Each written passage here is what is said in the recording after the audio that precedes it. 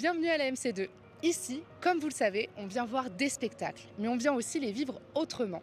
Et c'est tout le travail de l'équipe des relations avec les publics. Agnès, responsable des relations avec les publics, Doriane, Elodie et Marik, chargées des relations avec les publics, et moi, Rose, en charge de la médiation numérique. Ensemble, on crée des ateliers, des visites et des expériences à vivre avant, pendant et après le spectacle. Et aujourd'hui, je vous emmène avec moi découvrir tout ce qui se passe derrière les portes de la maison et bien au-delà de la scène. Allez, c'est parti! Nous sommes dans la salle multimédia. Ici, le spectacle se prolonge. Avec les cartes sur table, des rencontres conviviales avec un artiste autour d'un jeu de cartes imaginé par l'équipe. Avec des préambules, des petites conférences animées par des spécialistes pour vous donner des clés de lecture avant le spectacle. Ici, en salle de répétition, c'est à vous de jouer. Avec les échauffements de spectateurs en danse ou en chant, vous entrez en 45 minutes dans l'univers du spectacle avant la représentation. Vous pouvez aussi participer à des ateliers de pratique aux côtés des artistes. Et parfois, on recherche aussi des amateurs pour devenir complices du spectacle. Nous sommes dans les dessous de scène. Lors de nos visites pour petits et grands, nous vous donnons accès à des espaces habituellement cachés. Architecture, histoire de la maison et de ses métiers, tout vous sera raconté. Enfin, devenez une petite souris pour suivre la vie du spectacle, avec les visites des décors, des costumes ou bien les bords plateaux après les représentations. C'est là que la magie opère. Et si le spectacle était vraiment pour tout le monde? À la MC2, on imagine des expériences accessibles, ouvertes et partagées. En audio description pour entendre tout ce qui se voit. En langue des signes française, du surtitrage, des séances cocoon, un dispositif offrant un cadre bienveillant pour profiter pleinement du spectacle. Et des visites ludiques avec des supports adaptés. Tout est pensé pour vous accueillir. Cheminement avec bande rugueuse, rampe d'accès, ascenseur, salle accessible en fauteuil. Notre salle Georges Lavaudan est équipée d'une boucle sonore compatible avec certains appareils auditifs. Les chiens guides et d'assistance ont eux aussi toute leur place. Ici, chacun peut ressentir, comprendre, vibrer. Et la saison prochaine, on va encore plus loin, avec des rendez-vous innovants autour du numérique pour prolonger votre expérience. Dès la rentrée, venez découvrir les coulisses de la maison en réalité virtuelle, avec des séances sous casque, une immersion de l'atelier décor jusqu'au salut des artistes, et des projections de films en réalité virtuelle en amont pour accompagner le spectacle. Pour suivre toutes ces initiatives, rendez-vous sur notre site internet, sur nos réseaux sociaux ou à la billetterie. Et toutes ces actions, elles ne se font pas seules. Tout au long de la saison, nous travaillons avec de nombreux partenaires sur tout le territoire pour aller au plus près des publics et imaginer des projets hors les murs. Alors, merci à eux de faire vivre cette dynamique avec nous et à vous, je vous dis à très bientôt, que ce soit hors ou dans nos murs.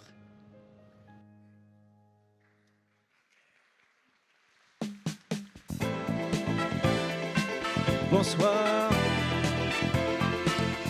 Bonsoir et bienvenue à la Maison de la Culture de Grenoble. Merci d'être aussi nombreuses et nombreux pour cette présentation de saison.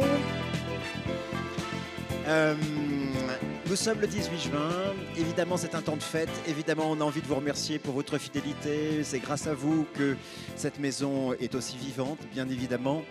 Et en même temps, évidemment, j'avais envie de dire quelques mots quand même en introduction. On est dans un contexte un peu particulier. On est le 18 juin. Peut-être une partie d'entre vous a pu voir que pendant le Festival de Cannes, il y a eu plusieurs films sur le général de Gaulle. Il y en a même eu un sur Jean Moulin. Et donc, j'avais envie un petit peu qu'on parle ensemble du Conseil national de la résistance. Voilà. On va commencer par quelques mots là-dessus. Le Conseil national de la résistance a joué un rôle fondateur pour la culture en actant dans son programme intitulé « Les jours heureux » l'accès à l'art et à l'instruction comme un droit fondamental pour toutes et pour tous, indépendamment de nos revenus.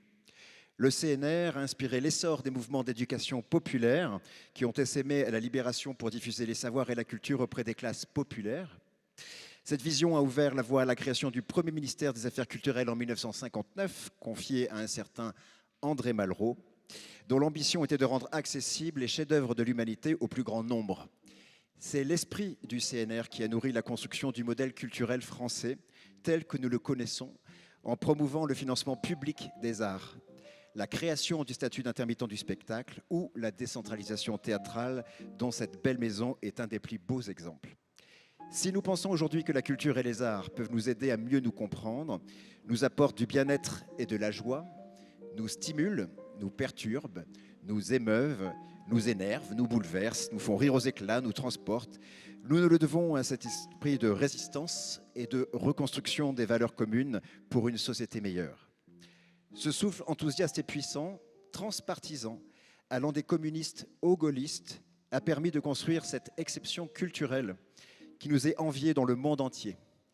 Il a essaimé des MJC, des théâtres, des musées, des cinémas d'art et essai, des librairies indépendantes, des médiathèques partout dans toutes nos villes. Cet écosystème extraordinaire a permis le développement de compagnies de danse, de cirque, de théâtre et d'ensembles musicaux qui vous garantissent à vos publics une diversité d'artistes, d'œuvres et de disciplines pour partager le meilleur de la création. Cette vitalité artistique, vous la retrouvez sur notre territoire dans des lieux très différents et très complémentaires, à la Rampe, à Échirolles, à l'Espace 600, à la Villeneuve, à l'Hexagone, à Mélan, à la Belle Électrique, au Théâtre Municipal, à Ibins, à Saint-Martin-d'Air, et aussi, toujours, à des prix très abordables, car votre fauteuil est subventionné et vos spectacles sont aussi pour permettre au plus grand nombre, quelle que soit son origine sociale, de profiter de cette effervescence.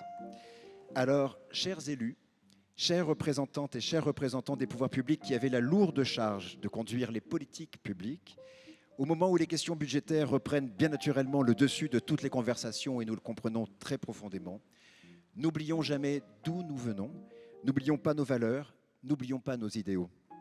N'oublions pas André Malraux, n'oublions pas Hubert Dubedou, n'oublions pas Jeanne, Laurent. N'oublions pas les pionnières et les pionniers, les visionnaires, sans qui nous ne serions pas réunis ce soir dans cette salle. La culture, les arts nous offrent des espaces d'imaginaire, de dialogue. Ils ouvrent des possibles, bousculent nos certitudes, cherchent à nous rendre meilleurs. Ils nous forcent à penser contre nous-mêmes, en nous rappelant nos fragilités humaines qui sont autant de forces. Et tout ça, ça n'a pas de prix.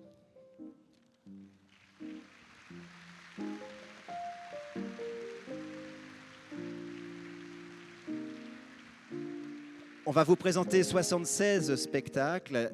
Avant de faire entrer le comité de programmation, juste dédier cette saison à Jean-Paul Angot qui nous a quittés bien tristement il y a très peu de temps. Il est temps maintenant de rentrer dans cette dynamique des 76 spectacles. Je vais donc vous demander d'accueillir le comité de programmation de la MC2.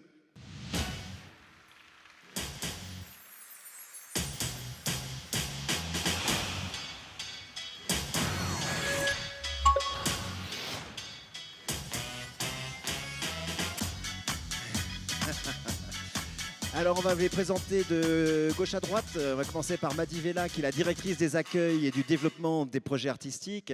Rosa-Amélie Dacugna s'occupe de la danse et de la musique. Mathieu Banvilliers, notre coordinateur de programmation.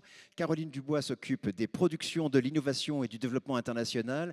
Emmanuel Quinchet, le directeur de la musique. Agathe Biscondi, la directrice des publics. Et Maxime, qui va nous servir de DJ ce soir, est le coordinateur artistique.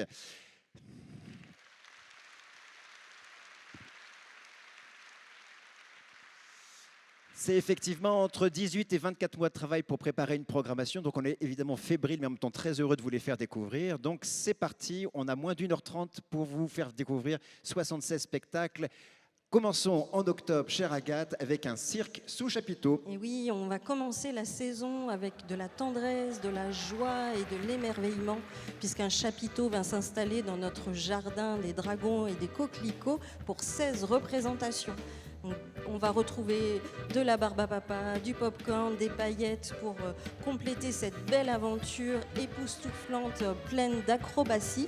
Le spectacle est porté par une compagnie suédoise. Il s'appelle le Circus I Love You. Leur spectacle est sur le thème de l'amour.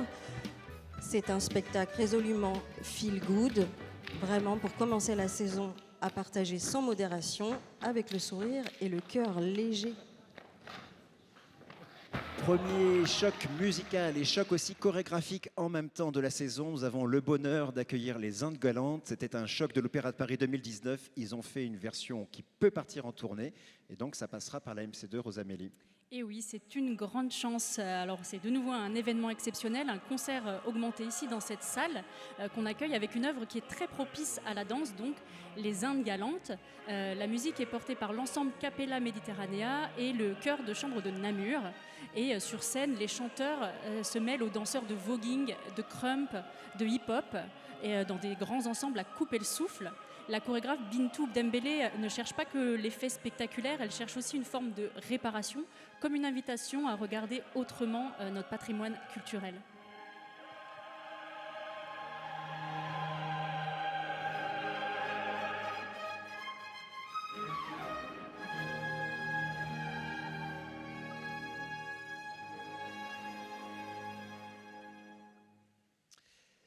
La MC2 est aussi productrice et elle organise des tournées. Nous avons donc le plaisir de reprendre 24 places Beaumarchais qui partira à Lyon, à Paris et dans d'autres villes. Peut-être quelques mots pour se souvenir, pour celles et ceux qui n'auraient pas vu ce spectacle avec Brahim Koutari. Alors c'est un spectacle qu'on a créé effectivement en octobre dernier. C'est un texte d'Adèle Gascuel et une mise en scène de Catherine Hargreaves de la compagnie Les Sept Sœurs. On suit le parcours de Brahim Koutari qui est un jeune comédien depuis Chirol. Il a grandi là-bas jusqu'aux planches du théâtre de l'Odéon.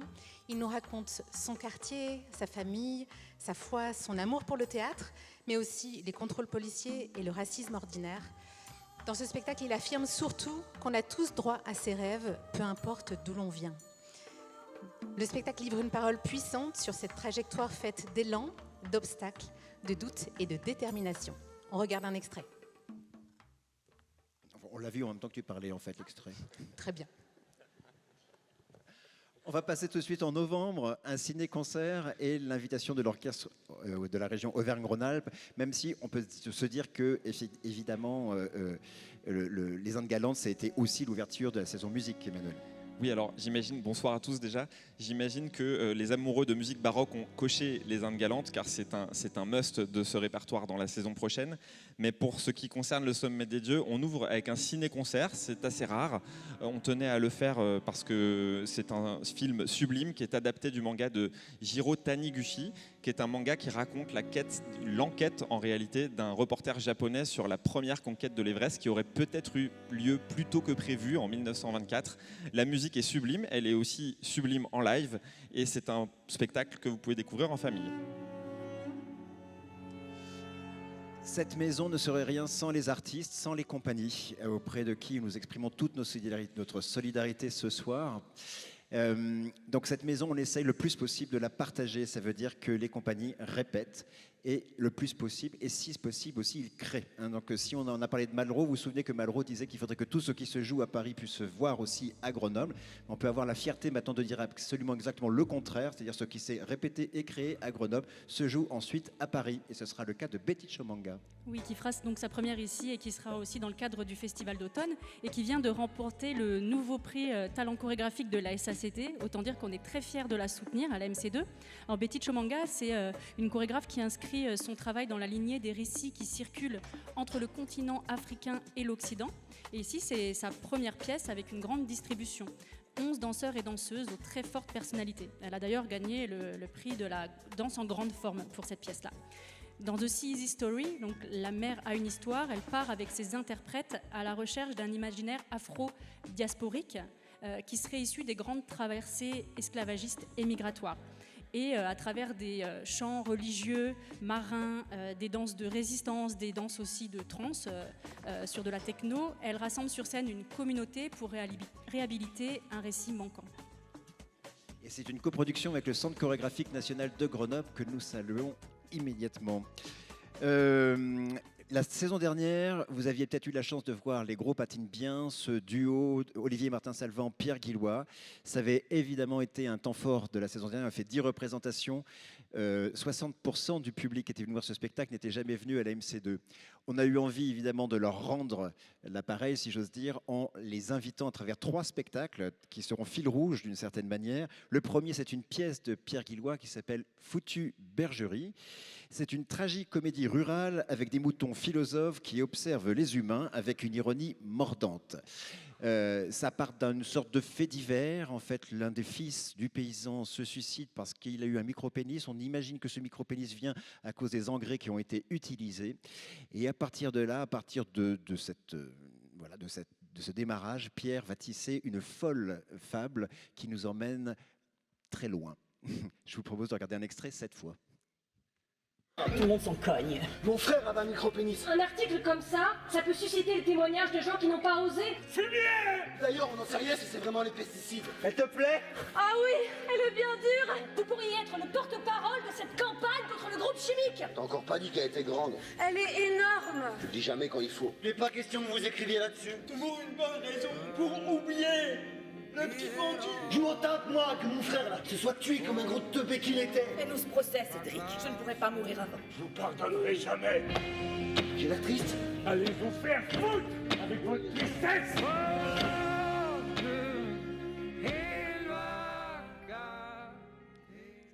Un tiers de notre programmation est accessible à l'enfance et à la jeunesse.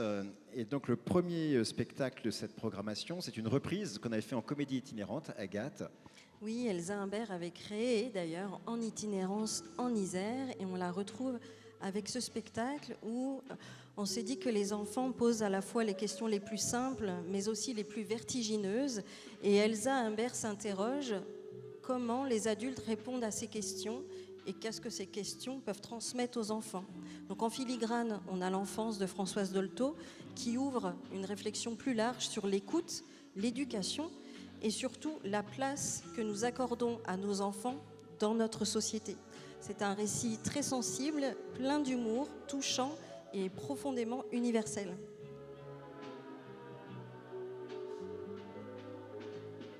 Dans la catégorie humour, une révélation que tu défends âprement, Madi. Il s'agit de Louis Cadella. Oui, vous l'avez suivi tous les vendredis dans l'émission Quotidien. Louis Catela débarque à la MC2 avec son stand-up qui s'appelle Arecibo. Arecibo, ce n'est pas le nom d'un arrêt de tram ni le nom d'une maladie de peau. C'est bien le nom du message qu'on a envoyé en 1974. La MC2 avait 6 ans, dans l'espace, à destination des extraterrestres. Louis Catela, il fait malicieusement des pirouettes entre communication avec les aliens, rencontre Grindr et une notion très personnelle du blasphème.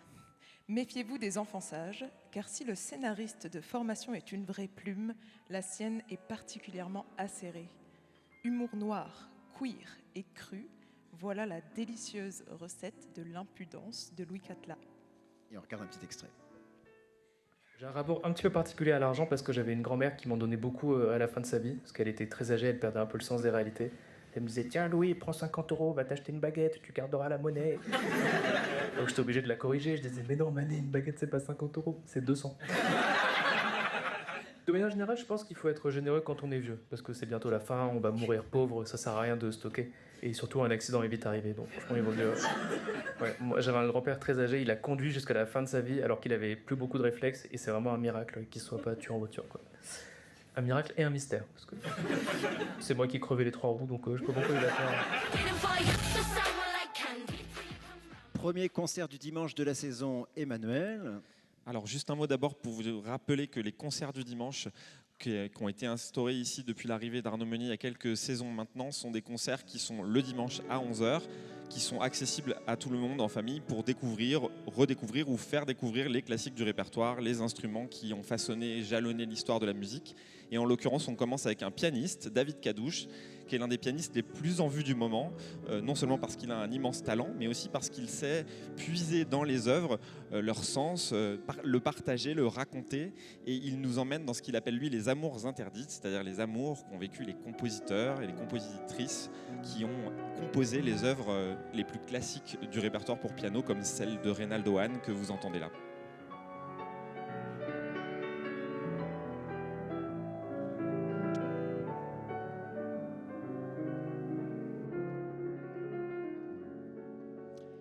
Compagnie de la région, une révélation qu'on a découverte au Théâtre des Célestins à Lyon. Lucille Lacaze pour un texte de Beaumarchais qui n'a pas pris une ride, m'a dit. Savez-vous ce qu'est le droit de cuissage, autrefois accordé aux nobles à l'époque de Beaumarchais ?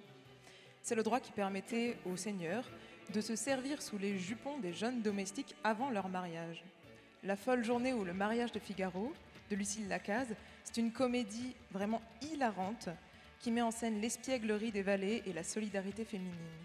Dans La folle journée, il y a un rythme fou, des interprètes fous, des costumes fous, mais surtout, on assiste à la revanche des filles sur les vieux nobles libidineux.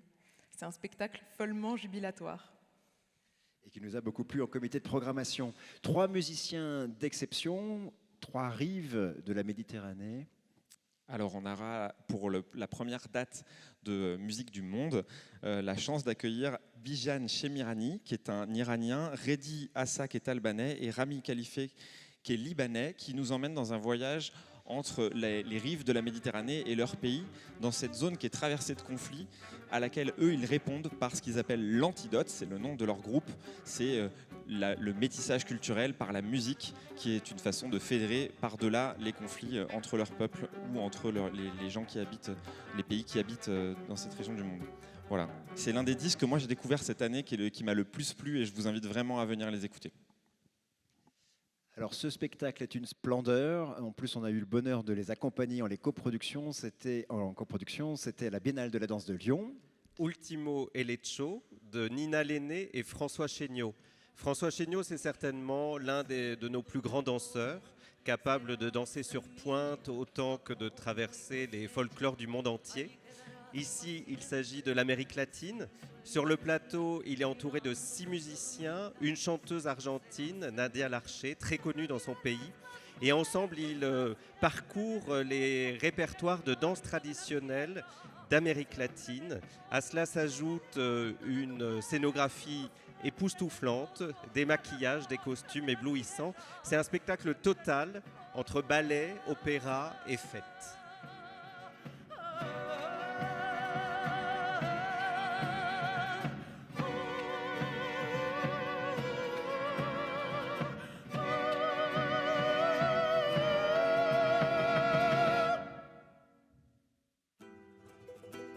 C'est somptueux.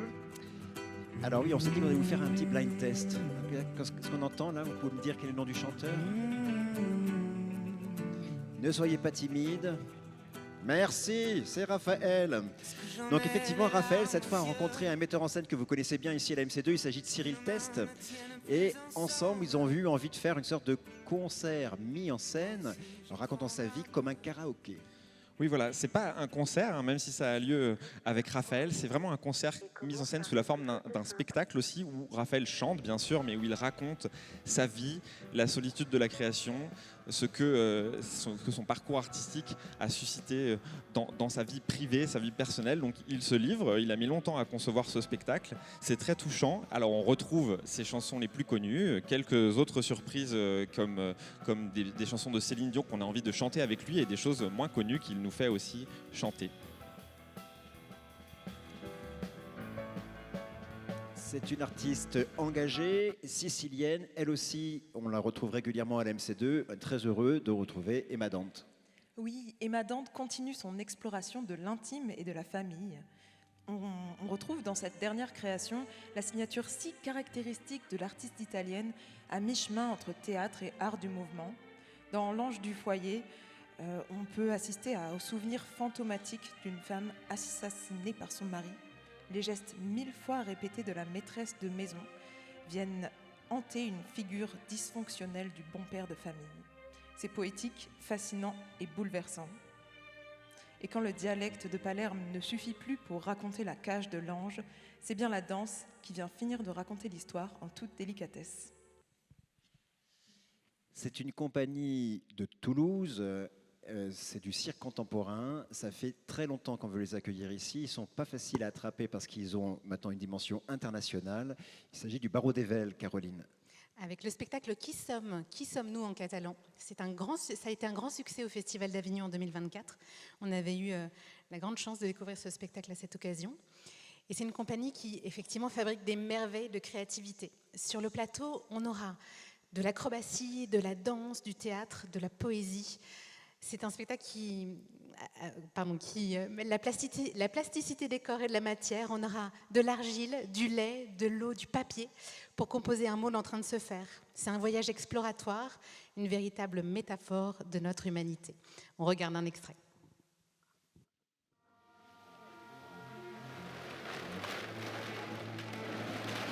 En quoi on doit convier à une forme de cérémonie? Qu'est-ce que c'est que convier des gens dans un théâtre? En quoi ça doit être exceptionnel? Enfin, ça vient poser des questions très puissantes sur le sens de ce qu'on fait, quoi. Little people.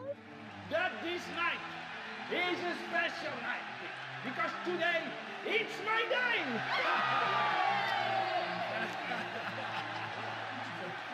Au fond. Et après, quand tu es au fond, comment tu peux sortir? Tu peux pas sortir quand tu es au fond.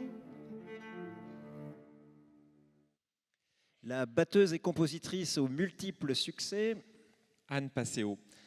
Très heureux de vous présenter Anne Passeo, qui est l'une des personnalités du jazz français les plus singulières de la dernière décennie. Elle hybride avec beaucoup d'élégance et aussi beaucoup de liberté l'acoustique et l'électronique. Il se trouve qu'elle a deux passions, la musique, mais aussi la plongée, et que cette expérience de la plongée qu'elle fait régulièrement lui a fait découvrir des sonorités. Vous voyez bien, quand on est sous l'eau, on n'entend pas tout à fait la même chose.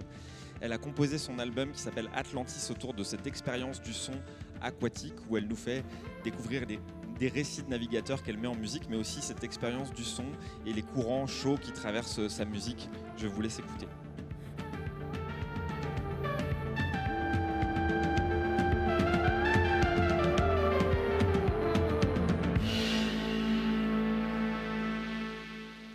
Nous sommes en décembre, ils nous arrivent de Saint-Étienne, ils avaient fait un très grand succès à la MC2 avec leur précédent spectacle. Le Grand Bal. C'est Diptyque, c'est donc cette compagnie avec deux chorégraphes, Swell Marchiche et Mehdi Megari, qui ont inventé une danse très rythmée, instinctive, à partir du hip-hop et des danses traditionnelles, notamment issues des pays du Maghreb. Et ensemble, ils créent des spectacles qui relient les corps, les publics, les cultures pour des expériences très fortes de partage.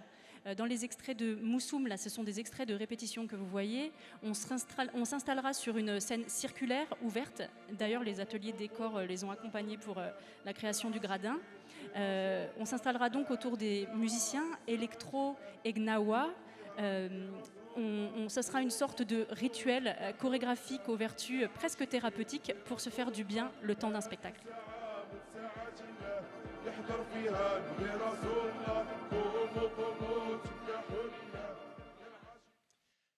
À l'MC2, on aime bien revisiter les classiques, surtout quand ils sont mis en scène par une signature comme Jean-François Sivadier, que vous avez régulièrement pu découvrir ici à la MC2. Ivanov de Tchekhov est une des plus grandes pièces du répertoire. C'est une pièce qui a été créée chez nos amis du Théâtre National Populaire de Villeurbanne, saluée unanimement par la critique. Là, on retrouvera tout le plaisir d'un grand texte, le plaisir d'une troupe extraordinaire, Nicolas Bouchot, Nora Krief, qui sont toujours les grands complices de Jean-François Sivadier.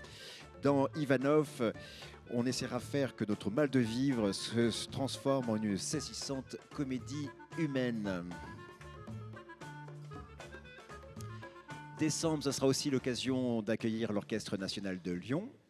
Oui, avec la première date symphonique de la saison. Et l'Orchestre national de Lyon qui vient dans un grand programme romantique avec notamment ce que vous entendez là, c'est la 4e symphonie de Brahms. Alors là, on retrouve toute la force du romantisme, la puissance de la nature. C'est une expérience très impressionnante en live. Ils viennent accompagnés d'une violoniste qui s'appelle Wildefrang, qui elle est une spécialiste du répertoire de Britten.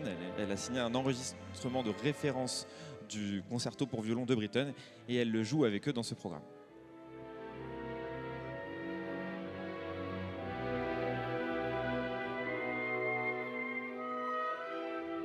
Les concerts du dimanche sont aussi souvent l'occasion de faire découvrir la musique classique à vos enfants. Donc, dans ce concert de décembre, par exemple, les variations Goldberg seront l'occasion de les découvrir. Voilà, donc on a souvent dans les concerts du dimanche ce qu'on appelle nous les tubes de la musique classique, donc les variations Goldberg qui sont initialement écrites pour piano, pièce de référence de Bach, qu'il a sont adaptés pour trio à cordes avec un ensemble que je trouve extraordinaire qui s'appelle Les Illuminations, qui est un jeune ensemble emmené par Aurélie Alexandre Dalbrown. Et ils viennent, alors leur spécialité c'est de jouer la lumière, c'est-à-dire de faire surgir l'étincelle des pièces du répertoire, mais aussi de nous révéler des pièces qui sont moins connues, et notamment celle d'Othman Louati qui les accompagne dans ce concert, est un des grands compositeurs d'aujourd'hui.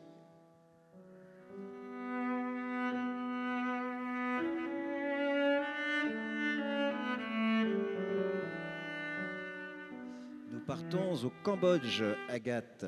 Avec le Phare Circus, qui est l'une des compagnies les plus renommées du Cambodge. Et ils vont nous proposer un spectacle plein d'humour, plein d'énergie, d'acrobatie spectaculaire. Donc quand 2 touristes européens visitent le Cambodge, toute situation devient prétexte à des drôleries circassiennes. Les artistes vont jouer finement entre les différences culturelles de l'Orient et de l'Occident. Et en même temps, il nous invite à dépasser les clichés. C'est un spectacle qui ouvre une parenthèse lumineuse et où le vivre ensemble est une évidence. L'article 353 du Code pénal était un roman de Tanguy Viel assez extraordinaire, et Emmanuel Noblet a eu la très très bonne idée d'en faire une pièce de théâtre. Ça devient un thriller social haletant, avec une qualité de jeu exceptionnelle. On est entre un juge et le prévenu, celui qui est accusé, et qui va essayer d'expliquer ce qu'il a fait, un geste fou, puisqu'il a tué.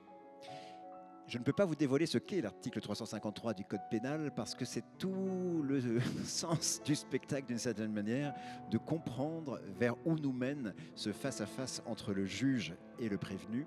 Mais par contre, on peut écouter un petit peu la voix de Vincent Garanger, qui est un des plus grands acteurs français que nous avons au théâtre.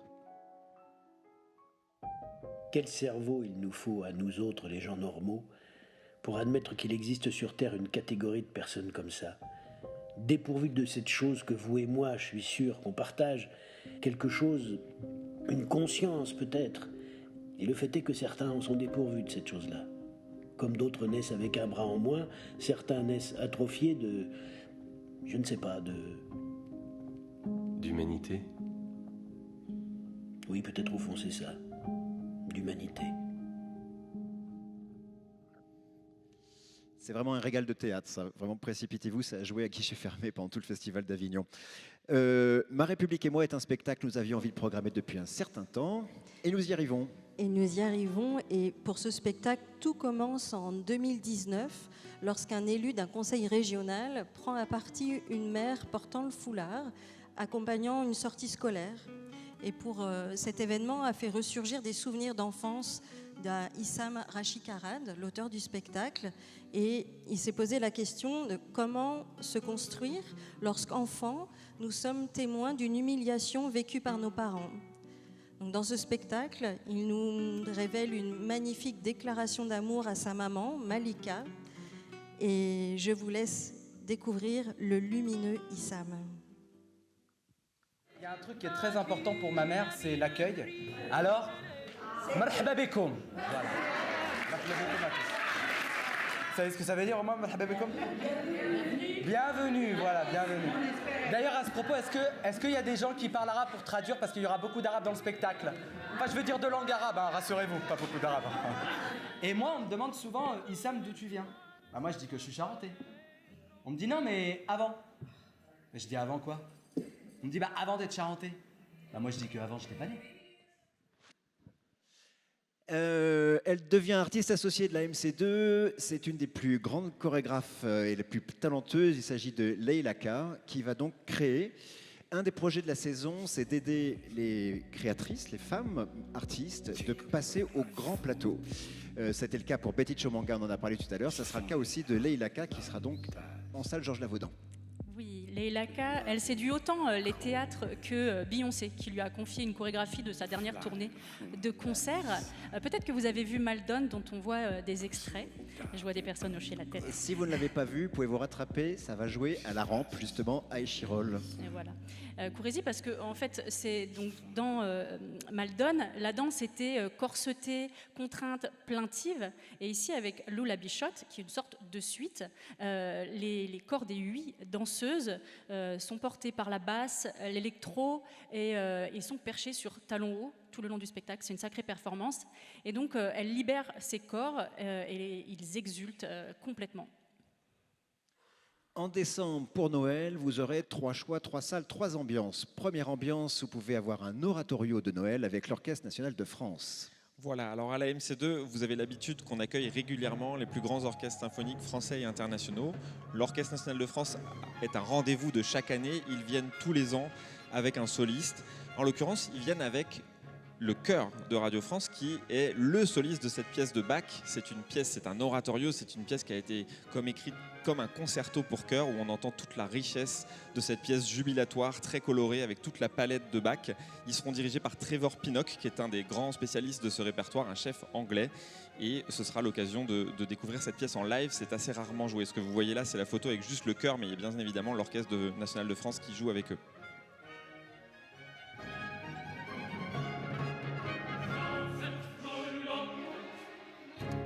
Et alors, si vous préférez les cabarets, et plutôt les cabarets cuir, et bien là, du coup... Queer, pas cuir. Hein.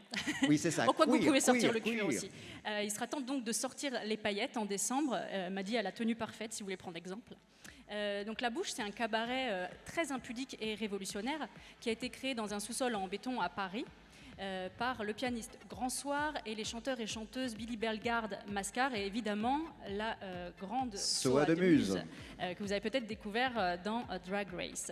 Et donc ce cabaret, c'est à la fois un hommage à Céline Dion et à Monique Wittig. C'est un enchaînement de chansons issues du répertoire francophone, réécrit à la sauce des luttes LGBT. Par exemple, Un homme heureux de William Scheller devient une Gwyn heureuse. Il y a aussi des compositions originales et des grands numéros de danse évidemment et de lip-sync très très interactifs. Et sinon, autre option, alors là on vous emmène en Afrique avec une des plus grandes dames, une des plus grandes interprètes. Une star internationale, Angélique Kidjo, qui navigue allègrement entre rock, jazz, pop, mais ici elle reprend des standards de la musique du continent africain et elle le fait en version XXL puisqu'elle le fait avec un orchestre symphonique, l'Orchestre des Alpes et du Léman, qui est la réunion de l'Orchestre des Pays de Savoie et de l'Orchestre de chambre de Genève. Quand on voit Angélique Kidjo sur scène, en général, on s'en souvient, parce que c'est une bête de scène, elle enflamme la salle entière, et ça se voit sur ces images. Quelques images à la Philharmonie de Paris.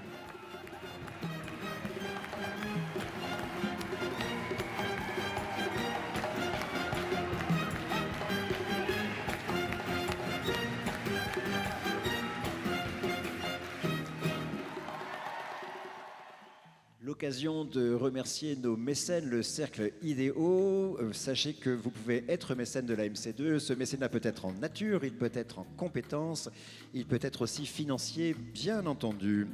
Si vous n'êtes pas une entreprise à titre individuel, vous pouvez aussi soutenir la maison. La MC2 s'appuie sur vos dons, sur votre soutien pour mener de nombreux projets. C'est notamment grâce à ça que nous menons les projets en direction des publics qui nous permettent de renouveler et d'élargir les publics, d'aller chercher les publics les plus éloignés de la maison. Et notez bien que tous ces dons sont défiscalisables. Sinon, nous sommes réunis dans l'auditorium et cet auditorium... vous pouvez le louer, ainsi que tous les espaces ici, du studio d'enregistrement aux salles, pour organiser tous vos événements. Nous venons de finir 2026. Bonne année à vous toutes et à vous tous. Et nous voici en 2027 avec une autre artiste associée. Elle est franco-norvégienne. Vous aviez peut-être découvert la Maison de Poupée l'année dernière, saison dernière, où c'était absolument incroyable. C'était ces araignées qui grossissaient et elles finissaient complètement sous une énorme tarentule. Vous avez vu dans le programme de salle, on met carrément un extrait du New York Times, donc elle joue dans le monde entier. Donc c'est une fierté de l'accompagner, Ingvild Aspeli. Qui vient à la MC2 avec Moby Dick, qu'elle a créé au Festival d'Avignon. C'est une adaptation spectaculaire du classique de Melville pour 7 comédiens manipulateurs et 50 marionnettes à taille humaine. On suit dans ce récit captivant la traque du capitaine et de son équipage, partis à la chasse à la baleine blanche. Ingvild Aspeli nous embarque dans un monde marin merveilleux qui prend vie au plateau par des jeux d'illusions et des images d'une étonnante créativité. On regarde quelques images. Am immortal then, on land and sea. Immortal on land and sea.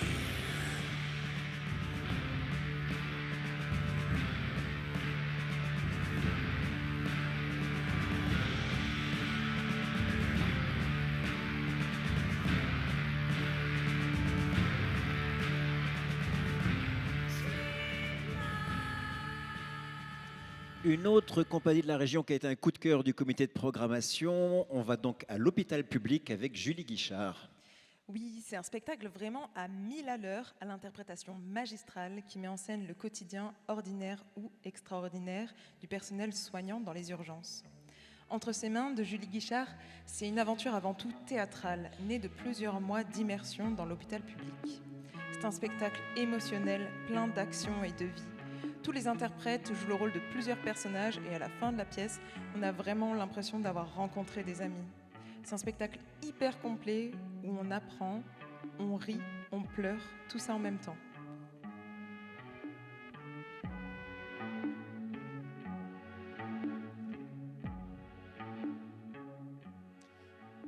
Un très beau programme, Tchaïkovski, Emmanuel. Alors, vous aurez remarqué que cette saison, on a 3 grandes figures de violonistes solistes. Donc, la deuxième, là, il y a eu Ville-de-Franck avec l'Orchestre National de Lyon. La deuxième, c'est Patricia Kopachkinskaya, qui est une virtuose du grand répertoire romantique pour violon. En l'occurrence, là, elle joue du Tchaïkovski. C'est l'une des pièces pour violon les plus connues. Elle est accompagnée, pas n'importe qui, elle est accompagnée des Siècles, qui est un orchestre extraordinaire qui joue sur instruments d'époque que vous êtes habitués à voir ici, sur un programme entièrement dédié à Tchaïkovski, et je vous laisse en écouter quelques extraits.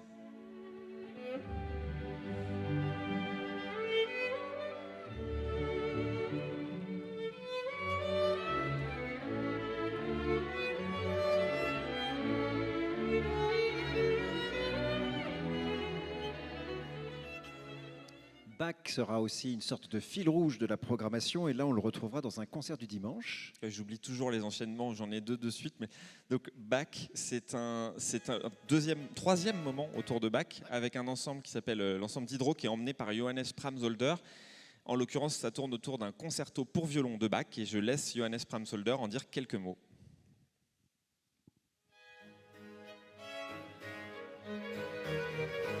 Le concerto pour violon, à l'époque de Bach, était en 3 mouvements. Mouvement rapide, lent, rapide. C'était la forme que Vivaldi a inventée à Venise, en quelque sorte. Bach n'a jamais été en Italie. Je crois qu'il parlait même pas italien. Mais en fait, la musique vénitienne, la musique italienne circulait dans toute l'Europe, surtout celle de Vivaldi. Il y avait des compositeurs, des musiciens collectionneurs de musique italienne. Et Bach s'est nourri en fait de cet échange culturel entre les 2 pays. Bach, il a copié des modèles de Vivaldi, il les a arrangés pour clavier. Ensuite, il a composé ses propres concertos pour violon, pour clavecin. Quand on parle de la musique italienne, on parle toujours d'une musique qui regarde vers l'avant. Dans les compagnies associées, nous avons un ensemble musical. Il s'agit de La Tempête, que vous connaissez déjà bien parce qu'on aime beaucoup les programmer. Qu'est-ce que c'est qu'une compagnie associée? C'est une compagnie qu'on va accompagner pendant plusieurs années. Ça veut dire qu'en général, ils répètent, ils expérimentent. Par exemple, ils font leurs premiers essais chez nous. Ensuite, ils peuvent aller plus loin. On peut construire leur décor, on peut confectionner leurs costumes. Ça va être le cas de ce magnifique spectacle, par exemple. Et souvent, ils proposent et on leur propose de faire la première chez nous. La Tempête, c'est aussi une volonté de faire des concerts augmentés, puisqu'il a une âme de metteur en scène, en fait, Simon-Pierre. Oui, Orlando, c'est la rencontre entre le compositeur de la Renaissance Orlando Di Lasso et le roman éponyme de Virginia Woolf. Simon-Pierre Bestion, le directeur musical de La Tempête, réarrange magistralement les œuvres du compositeur flamand. Batterie, saxophone, guitare électrique côtoient basson, viol de gambe et sac-bout à l'occasion de cette soirée littéraire et musicale. Le texte et la musique se subliment. Jeu de double, passion et costume rock sont en rendez-vous de Orlando. Et on peut applaudir l'atelier costume de la MC2 qui a fabriqué tous les costumes de ce spectacle.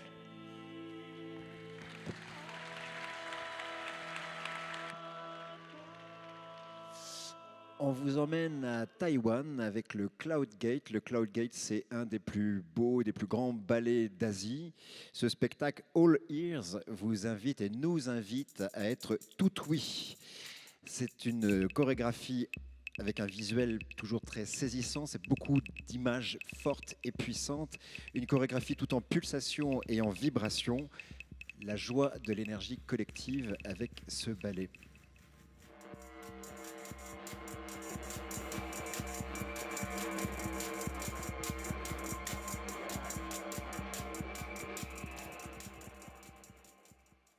Blind test numéro 2. Ouais, c'est facile ça. Oui, voilà. Stéphane Escher. Alors Stéphane Escher a eu cette drôle d'idée de vouloir faire un spectacle tout seul. Oui, alors inutile de présenter Stéphane Escher, mais ce spectacle est un peu plus qu'un concert car il est mis en scène par l'artiste suisse François Grémaud. Une mise en scène très simple, mais qui permet non seulement de réentendre les grandes chansons, Le déjeuner en paix, Je n'ai pas d'amis comme toi et bien d'autres, mais aussi de découvrir l'homme à travers des témoignages. Bon, si on sait que Stéphane Escher est une personnalité très classe, très élégante, eh bien, c'est aussi une personnalité très drôle. Et ça, on ne le sait pas forcément. Voilà, c'est un spectacle émouvant, sensible et drôle. Elle est une des plus grandes pianistes françaises. On avait déjà eu la chance de la proposer carrément en concert du dimanche cette saison. Et là, elle revient avec un programme classieux, comme dirait Gainsbourg. C'est pour célébrer les 90 ans de Philip Glass, qui est un des grands compositeurs de sa génération, un des pères fondateurs de la musique minimaliste, une légende en fait de la musique du XXe et du XXIe siècle. Elle vient avec l'ensemble Miroirs étendus, et qui de mieux qu'elle pour venir, car elle est l'une des grandes spécialistes du répertoire de Philip Glass. Vous l'avez peut-être vu l'année dernière dans l'intégrale des études pour piano qu'elle a joué ici à la MC2. Donc cette fois-ci, c'est les concertos pour piano de Glass dont elle commence l'enregistrement de l'intégrale. Et dans ce programme, il y a une autre pièce mythique de musique minimaliste d'Arvo Pärt qui s'appelle Tabula Rasa. Certains d'entre vous doivent connaître. C'est une pièce qui est très rarement jouée, mais qui est très spectaculaire à voir en concert. Je vous recommande de venir voir ce programme. Et on entend un peu Vanessa Wagner.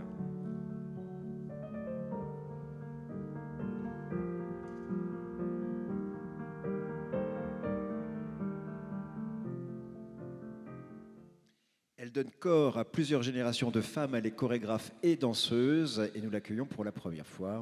Oui, elle vient de s'installer dans la région, c'est une chance, elle est très très attachante, Ambra Senatore, et son solo, c'est un petit bijou bouleversant d'humour et de poésie, c'est un de mes coups de cœur de la saison dernière.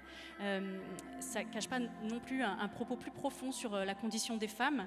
Toujours en interaction avec le public, elle va dessiner sur le plateau une carte avec des objets qui sont traditionnellement vus comme féminins, pelote de laine, napperon, broderie, entre théâtre, danse et un travail très fin de composition musicale en direct, elle convoque des voix oubliées et le poids de l'empêchement lié aux traditions.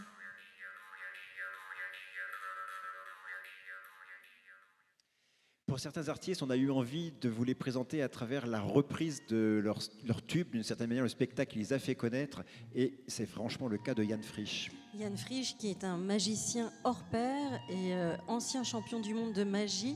Il triomphe depuis plus de 10 ans avec son syndrome de Cassandre.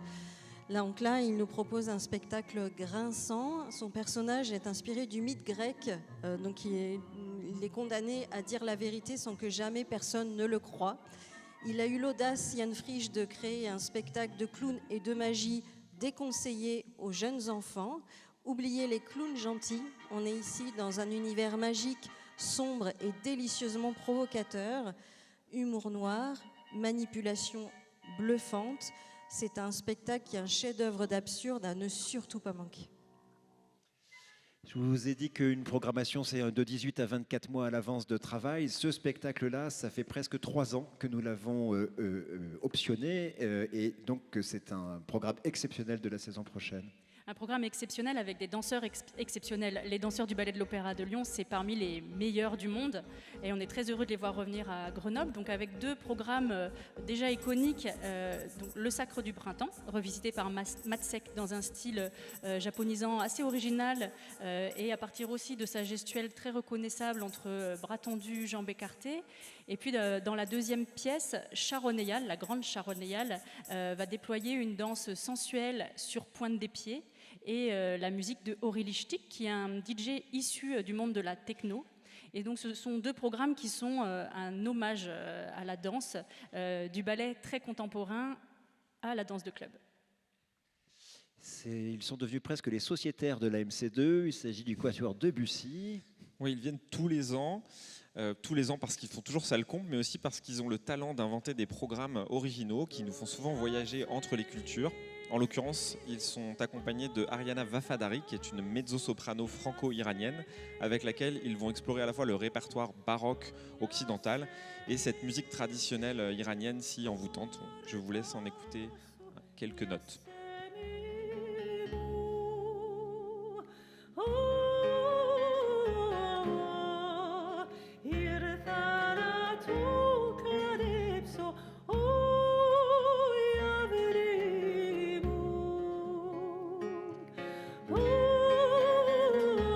Février, sous la plume facétieuse de Marion Aubert, un duo irrésistible de comédiens, puisqu'on retrouve à la fois Olivier Martin-Salvant, qui était dans les groupes qui patinent bien, et cette fois un nouveau complice qui s'appelle Thomas Blanchard. Oui, Les Gaulois, c'est une expérience théâtrale à la fois drôle et philosophique, avec des sangliers obsédés par la soupe. C'est l'histoire de Thomas et Olivier qui se posent la question de leurs origines. Sont-ils les héritiers d'un éternel long week-end entre garçons ? Ensemble, ils jouent à jouer les Gaulois, les Romains, les policiers, les cauchemars et même les courses à Leclerc dans cette création drôle et acerbe. Les costumes, la scénographie, la conception visuelle signée Cléda et Petit Pierre sont au service d'un texte engagé, exigeant et à vif sur les sujets de société. Un texte méconnu de Jules Verne, mais parfaitement sublimé par Émilie Capliez. Il s'agit du Château des Carpates. Qui nous emmène en Transylvanie, sur les hauteurs d'un village. Les ruines d'un château viennent nourrir craintes et superstitions. Et lorsque les villageois aperçoivent des volutes de fumée s'échapper du donjon normalement inhabité, évidemment, ils se persuadent que des fantômes hantent l'édifice. Donc on se retrouve dans une vraie partie de Cluedo, imaginée par Jules Verne. Donc le château des Carpates fait partie des 54 voyages extraordinaires, comme le Tour du monde en 80 jours ou 20 milieux sous les mers. Un texte beaucoup moins connu, mais pas moins palpitant. Et en effet, Émilie Capliez le sublime par les costumes, la scénographie incroyable, la vidéo, la musique d'Erel Besson, trompettiste de jazz. C'est un grand roman d'aventure à retrouver sur le plateau. C'est un grand plateau et qu'on peut voir aussi en famille. Nous sommes et nous en sommes très heureux partenaires du Hip Hop Never Stop Festival de l'Heure Bleue à Saint-Martin-d'Air. Et Rose Amélie, tu vas venir avec moi pour accueillir Jérôme Houssou et Freddy Madaudet. Ben, n'hésitez pas à les accueillir, voilà.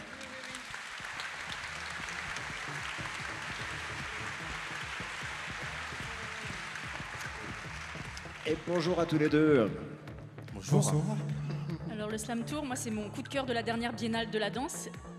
Qu'est-ce que vous pouvez nous en dire ? Moi je peux en dire plein de choses, mais vous saurez mieux que moi. Bonsoir, merci beaucoup de nous accueillir à la MC2 pour cette présentation de saison. Nous sommes la compagnie Relevant, collectif de 5 danseurs hip-hop sur le territoire lyonnais, et on vient vous présenter du coup le spectacle Slam Tour. Alors Slam Tour c'est quoi ? C'est pas qu'un spectacle, c'est pas qu'une performance, c'est un événement, c'est une soirée. C'est un moment unique où danseurs et public se réunissent dans le même espace et partagent un moment unique. Voilà. Faut savoir une autre chose, on sera accompagné d'un deuxième collectif qui est le collectif La Fougue, en plus de notre compositeur Wilfried, qui vont faire de la musique en live, qui vont composer en live pendant cette soirée. Et on vous réserve une soirée du coup où il y a d'autres personnes qui viennent danser avec vous. Exactement, ouais. Il y aura d'autres personnes qui vont danser avec nous, mais on vous réserve plein d'autres surprises. On ne dévoile pas tout maintenant, on garde le mystère. Donc on vous invite à venir nous voir le 5 et 6 février 2027 pour vivre l'expérience Slam Tour. Merci beaucoup. Et avoir des t-shirts aussi. Plein de t-shirts. Merci Jérôme, merci Freddy, merci d'être venu. Merci. Vous avez entendu tout à l'heure un mot qu'on n'a pas beaucoup insisté, c'est ce qu'on appelle les récits manquants. On part du principe que cette maison, elle est là aussi pour justement ouvrir les imaginaires, je l'ai dit en introduction, et donc aussi donner de la place à des artistes qui vont venir raconter des choses que peut-être on ne sait pas ou qui nous étonnent. Parmi ces artistes, il y a peu d'artistes asiatiques, et là on a la chance d'avoir un très beau projet de l'artiste Jin Chuan Mao. Et comme il ne pouvait pas venir ce soir, il est en Grèce, il nous a fait une très jolie vidéo. Bonjour Grenoble, je m'appelle Jin Chuan Mao ou en chinois mandarin Mao Jingxuan et je me réjouis profondément de faire partie de la nouvelle saison de la MC2 avec ma toute première création, mon Odyssée Wu Youji. En 2017, ma mère, venue me rendre visite en France pour la première fois, découvre mon homosexualité et y réagit avec une violence inouïe et depuis se renferme dans le rejet et le déni. Mon Odyssée part de ce traumatisme et questionne les notions de famille, d'amour filial et de réalisation de soi. Ça parle aussi de la violence, notamment celle qu'on qualifie d'intrafamiliale, leur reproduction, leur dimension politique et la responsabilité collective que porte la société. Mon Odyssée est une quête tumultueuse mais obstinée et joyeuse d'émancipation et d'épanouissement. Mon Odyssée est une célébration. Embarquez-vous avec moi. La MC2 a la chance de faire partie du label France 2030 et donc nous sommes lauréats d'un très beau projet qui s'appelle Spectacle Vivant Augmenté. Et pour cela, nous travaillons avec une artiste pionnière qui s'appelle Émilie Anamaillé qui, en plus des propositions théâtrales dites classiques, augmente l'expérience par des réalisations en réalité virtuelle ou en réalité augmentée. Et on l'accueillera la saison prochaine avec Le Voyage de Christopher, qui est une adaptation du roman de Jon Fosse, prix Nobel de littérature. Elle mettra en scène une des questions existentielles de l'enfance. Est-ce que l'univers a une fin ? En mêlant astronomie, rêve et métaphysique, elle explore les vertiges de l'existence à travers le regard de Christopher, un petit garçon de 8 ans. Ce spectacle augmenté croise des techniques d'hologramme numérique avec de la magie traditionnelle pour transformer l'espace en paysage cosmique et mental.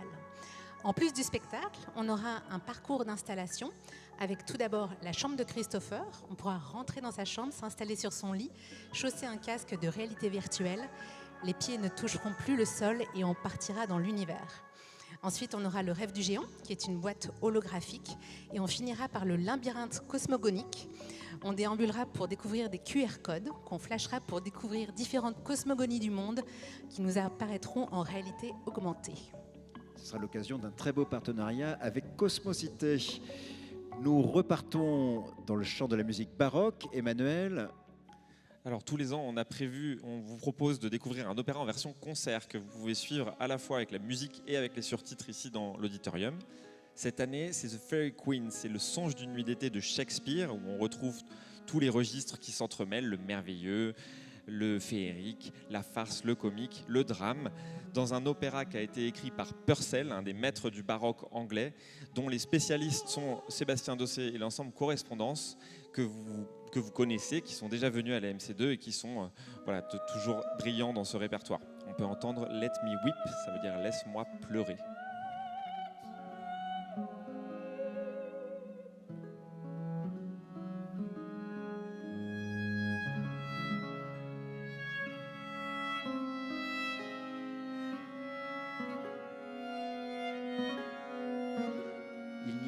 De bonne saison à la MC2 sans notre trésor national vivant, et je le dis avec absolument sincérité. Je vous demande d'accueillir Jean-Claude Galota.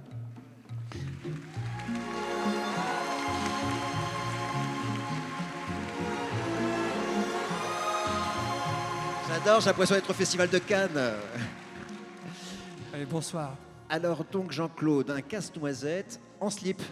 Oui, en slip, ouais. Ça c'est la marque d'Émile Dubois. Hein. On a commencé comme ça. Voilà.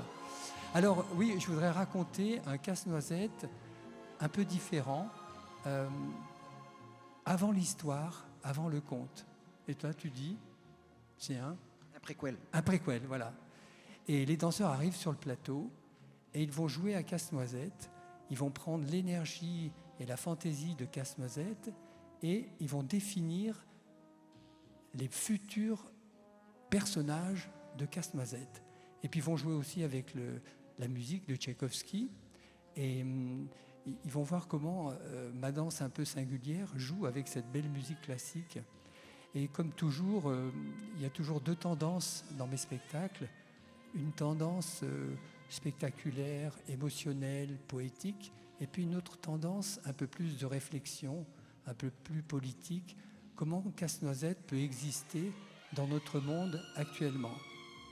Et là, j'aimerais terminer avec un petit texte de Claude-Henri Buffard. C'est un texte en fait qui arrive vers la fin du spectacle. Il va y avoir un final désordonné et puis soudain il y a une interprète qui va se retrouver toute seule sur le plateau, comme si le rêve de Casse-Noisette s'était envolé et au fond, il y a un texte qui se déroule et ce texte, il me ressemble tellement que je vais vous le dire. J'ai mené des combats à coups de danse. J'ai marché, j'ai couru, me suis envolé en dansant. Des danses, toujours des danses, à souffle perdu. J'en ai fabriqué, des drôles parfois, des tristes aussi. Je les ai enseignés, je les ai colportés, j'en ai fait ma vérité. J'ai dansé sur les tables, ce n'était pas permis. Je l'ai dit aux enfants, mais fallait-il leur dire? J'ai empoigné le réel, j'avais la danse pour seul outil, comme un casse-noisette pour arrêter les guerres. On s'est moqué de moi, on a eu raison. J'ai voulu quand même partager ma joie avec des plus jeunes et des plus vieux. J'ai dansé ma vie, j'ai vécu ma danse. Aujourd'hui, demain, je n'attendrai pas la fin de l'orage.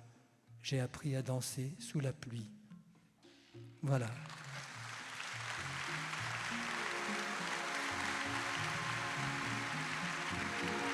Merci. Merci. Merci Jean-Claude. Nous arrivons en mars. Un jeune artiste que vous aviez adoré, qui avait fait un spectacle autour de l'autisme, ça s'appelait Vers le spectre. Morin Aulès a le chic pour faire du théâtre à partir des politiques publiques. Ça l'intéresse de savoir à quoi ça sert, comment ça fonctionne. Et à partir de ça, il fait du théâtre, un théâtre joyeux, débridé, musical. Il y a en général un orchestre sur scène. Et cette fois-ci, avec Haute Perchée, il s'intéresse aux addictions. Il s'intéresse aux gens qui prennent de la drogue et à celles et ceux qui essaient de venir en aide à ceux et à celles qui prennent de la drogue. Donc il raconte 4 histoires de femmes, tout aussi surprenant que passionnant. C'est un spectacle qui a été très bien reçu aussi par la critique. Ça s'appelle Haute Perchée. Nous avons fabriqué le décor. J'en profite pour saluer nos camarades du décor. On a parlé des costumes tout à l'heure. Ça fait partie de l'outil création MC2. Allez savoir pourquoi. Peut-être une partie d'entre vous ont des avoirs à dépenser chez nous. Et donc, on s'est dit que c'était peut-être pas complètement inutile de vous expliquer comment les utiliser. Donc, je vous laisse Ninon expliquer très facilement comment utiliser vos avoirs. Vous avez bénéficié d'un avoir ou d'un bon cadeau au cours de cette saison? Cette vidéo est faite pour vous. On va vous montrer comment l'utiliser. Celui-ci peut se présenter sous plusieurs formats. La version billet, la version PDF ou bien tout simplement la version papier. Dans tous les cas, vous trouverez un code à 9 chiffres.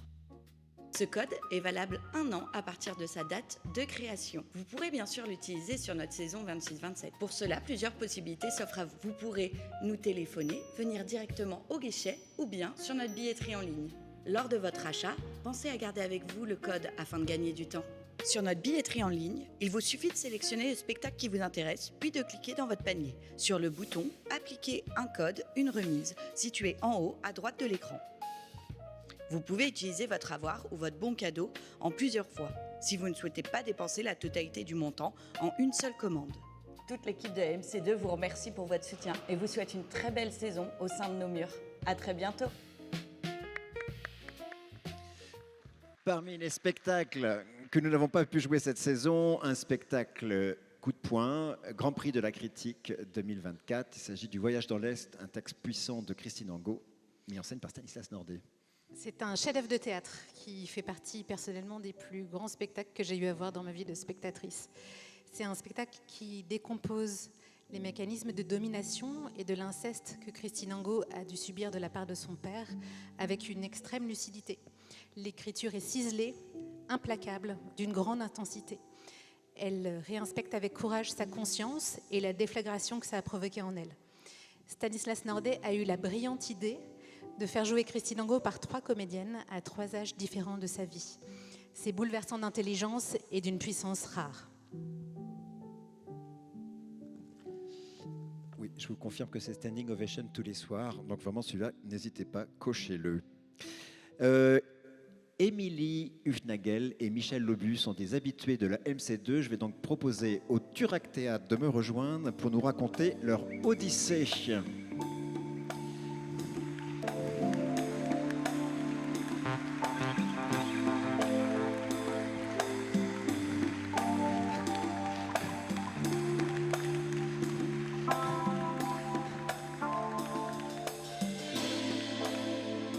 Alors, comment on va faire ça?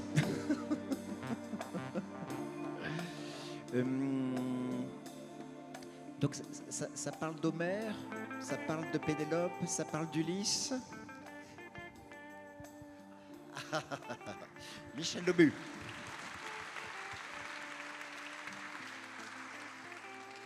Oui, bonsoir. Alors, nous, on fait du théâtre avec des objets, des marionnettes, des masques, parce qu'on essaye de faire des reconstitutions de tout ce qui ne s'est pas passé. Parce que, oui, comme on vient d'un pays qui n'existe pas, donc il ne s'est rien passé. Alors là, actuellement, on fait des recherches dans les fonds marins, mais dans les grandes profondeurs. Hein. Et qu'est-ce qu'on a trouvé? On a trouvé un livre. Tout au fond, comme ça. Alors on a pris ce livre-là, on l'a. D'ailleurs, il était vraiment, mon chien, il était vraiment intéressé. Hein. Et donc, ce livre, eh bien, il était au fond de l'eau. Donc on s'est dit, bon, l'histoire a pris l'eau. Alors on l'a écouté. Mais on l'a vraiment bien écouté. On a tourné les pages étaient blanches. Et dessus, il y avait un post-it. Chère Pénélope. Je voulais sortir le chien, mais je ne l'ai pas trouvé. Alors je suis parti acheter du pain et faire la guerre de Troie. 20 ans après, pas de nouvelles, rien. Et Pénélope, pour tenir tous ceux qui veulent l'épouser, tous les prétendants à l'extérieur du palais, elle va leur raconter 1001 kilomètres. 1001 kilomètres à travers la Thurakie, une odyssée. Enfin, une odyssée vue à travers les yeux de mon chien. Voilà. Bon courage.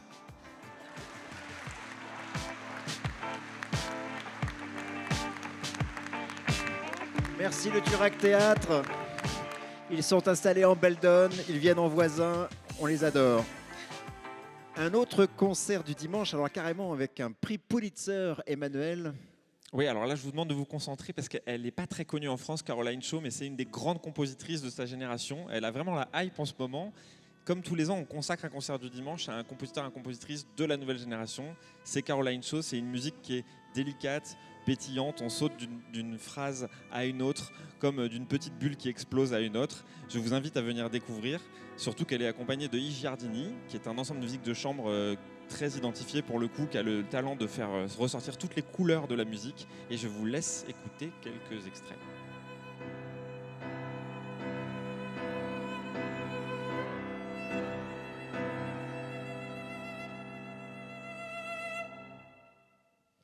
Alors là, on passe du tout au tout, puisque là, on était plutôt dans le champ d'une compositrice vivante. Et là, on retrouve la porte d'entrée la plus évidente, mais en même temps toujours la plus passionnante de Mozart. Donc là, on passe de la création à peut-être l'œuvre la plus connue du répertoire de la musique, avec le Requiem de Mozart, qui est toujours un grand plaisir pour nous de vous proposer, parce que c'est une des œuvres les plus fascinantes et les plus mystérieuses. Vous savez qu'elle n'a pas été achevée par Mozart, c'est sa dernière œuvre, c'est un Requiem, sa dernière œuvre. Pour la présenter, on a l'orchestre Idomeneo et l'ensemble La Sportelle, qui est un chœur, puisqu'il y a une partie chorale importante, et la chef Deborah Waldman. L'occasion de vous dire qu'on est très vigilant ici à ce qu'il y ait aussi la parité, en tout cas le plus possible au niveau des chefs d'orchestre, puisque c'est un métier qui est souvent déséquilibré. Et donc là, c'est Deborah Waldman, qui est une grande chef. Et on se fait plaisir, on écoute un extrait.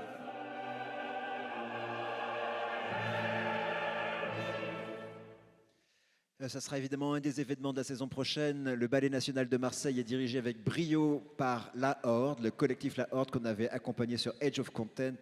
C'était Standing Ovation Paris tous les soirs. Oui, c'est toujours à guichet fermé, La Horde. C'est un trio de stars. Ils sont la voix de ceux qui ont grandi avec Internet, les images, la mondialisation et la peur ou le désir peut-être de l'effondrement. Après moi, le déluge, ça résonne comme la croyance de chaque génération que le monde va s'achever avec elle. Dans une scénographie post-apocalyptique monumentale, les 16 danseurs vont devoir composer avec les ravages du temps et le dégât des eaux, des ouvertures béantes. Avec ces chorégraphies nourries des figures de notre époque qui font trembler les fondations du monde en espérant y voir émerger de la joie.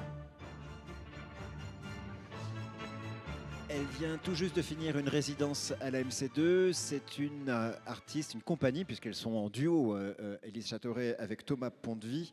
C'est toujours une très belle qualité de comédien et ça s'appelle Le corps désirant. Oui. Quel est le lien entre La Belle au bois dormant, Le Requiem pour un fou de Johnny et 50 nuances de Grey? Toutes ces œuvres évoquent l'amour et la sexualité et mettent en scène parfois des rapports de pouvoir discriminants, voire dangereux. Derrière le glamour, le tue l'amour. Et Élise Châteauret revient à la MC2 pour déconstruire joyeusement tout ça et proposer d'autres alternatives. On l'écoute en parler. Alors, Nos corps désirants, c'est un spectacle que j'ai écrit et mis en scène à partir d'une question qui est comment rendre le désir de nouveau désirable. Voilà, dans cette ère post-MeToo qu'on traverse, avec toutes les révélations diverses et variées qui touchent notre société sur la question des violences sexuelles, comment on peut continuer à désirer librement, joyeusement, avec des représentations qui nous enthousiasment. Concernant le jeune public, en général, on aime bien partir au Québec. Et là, on part au Québec avec Erika Tremblay-Roy, autrice et metteuse en scène québécoise, et qui s'associe au chorégraphe et danseur Christophe Garcia, qui est français et grenoblois, très fier de venir jouer pour la première fois dans sa ville. Et donc là, ils ont pris le thème de la famille sous toutes ses formes, et au grand jeu de faut être parfait et on s'entraîne dur, enfant parfait, parents parfaits, famille parfaitement parfaite. Et si finalement le défi c'était d'apprendre à rater ensemble, donc une maîtresse de cérémonie, un brin foutraque, va leur lancer ce challenge de rater ensemble, mais surtout rater bien. À quoi ça sert d'essayer si on rate tout le temps? C'est un artiste hors norme, particulièrement attachant. Il fait partie d'une certaine manière des récits manquants, des récits chorégraphiques manquants. Il s'appelle Sofiane Chalal. Oui, Sofiane Chalal, alors le week-end dernier, en recevant le prix spécial du jury au concours de danse du Théâtre de la Ville, il a dit cette phrase au micro, on n'a pas un physique de danseur, mais on est des putains de danseurs. Et donc son physique hors norme, donc, c'est la pièce maîtresse de son parcours. Après une carrière flamboyante dans le circuit des battles, des compétitions hip-hop, dans sa discipline qui est donc le popping, une technique qui est proche du mime, maintenant il livre donc son premier solo qui est brillant, et puis son histoire très personnelle, parfois douloureuse, et il nous montre à quel point la danse est capable de transformer.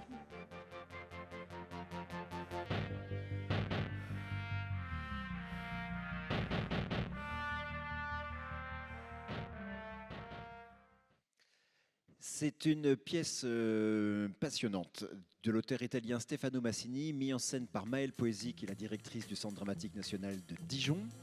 L'intrigue en est assez simple. Une usine d'ouvrières va être rachetée par un fonds d'investissement.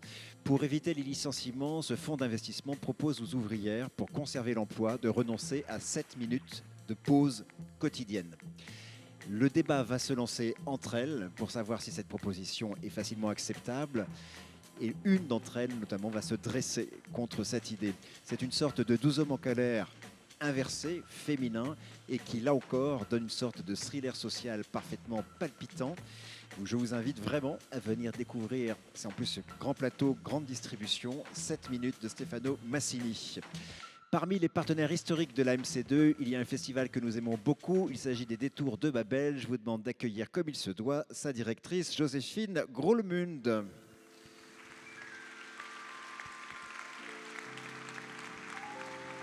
Bonsoir Joséphine. Bonsoir. Alors on va parler de ce duo de Raoul Refri et de Nino De Elche, et pas que. Et pas que. Alors, les Détours de Babel, pour ça il faut avoir une expérience de pensée. Il fait froid.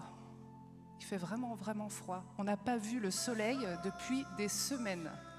Parce qu'on est en mars, il fait froid. Et avec l'équipe de la MC2, on se dit, bon, qu'est-ce qu'on peut faire pour que les gens aient chaud? Bon, évidemment, aujourd'hui, ça ne marche pas super bien, mon expérience de pensée, mais je vous fais confiance. Et là, quoi de mieux que l'Espagne, l'Andalousie, l'Espagne traditionnelle, le flamenco, le plus grand chanteur de flamenco. Mais on ne serait pas à la MC2 ni au Détour de Babel si on ne faisait pas exploser tout ça, si on ne mettait pas une voix torrentielle, si on ne mettait pas de l'innovation.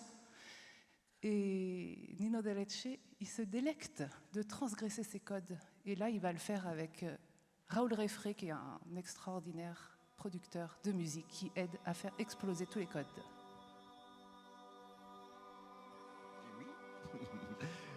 Tu en écoutes encore un petit morceau, donc voilà, c'est ça, on en entend encore un petit morceau, c'est ça, en même temps.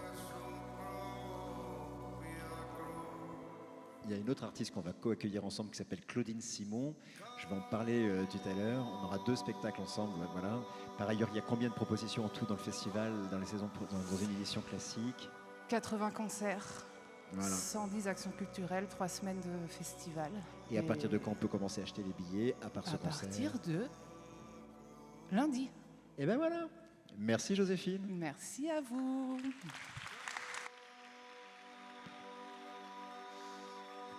C'est une artiste aux multiples talents. Elle nous a fascinés quand on l'a rencontrée. Elle fait des podcasts sur France Inter. Vous pouvez les écouter. Il y a des milliers d'écoutes sur ces podcasts. Elle s'appelle Estelle Meyer. Estelle Meyer et son spectacle Niké la fatalité. Alors Niké, c'est aussi la déesse grecque de la victoire. Et Estelle Meyer, elle est à la fois comédienne, chanteuse, musicienne.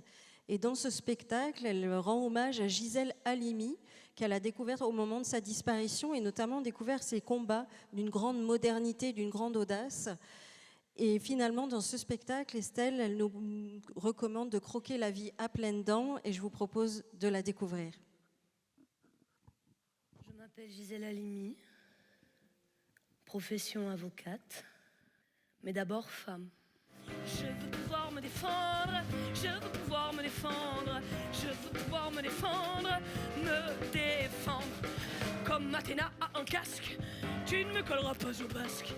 Je suis la femme du lac, j'ai plus d'un tour dans mon sac.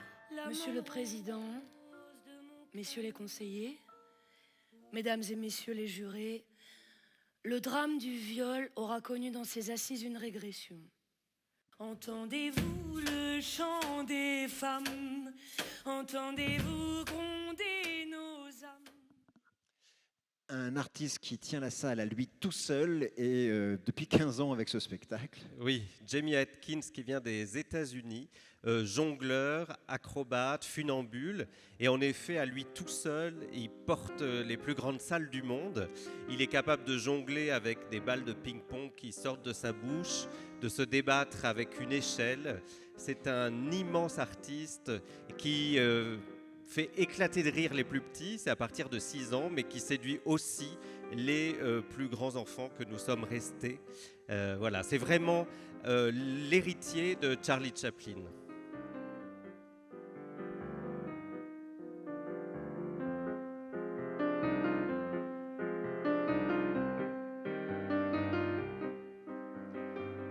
J'en ai parlé tout à l'heure, il y a une autre artiste que nous co-accueillons avec les Détours de Babel. Elle était en résidence ici et je dois dire que sa sortie de résidence m'a époustouflé puisqu'elle démonte complètement, elle décortique tout son piano et elle en fait un spectacle pour enfants et pas que. C'est ça, exactement. Claudine Simon, elle est pianiste et c'est assez rare, mais elle s'est amusée à complètement démonter son instrument du quotidien, son outil de travail, et avec toutes les pièces, elle crée un spectacle de théâtre d'ombre, de paysages imaginaires.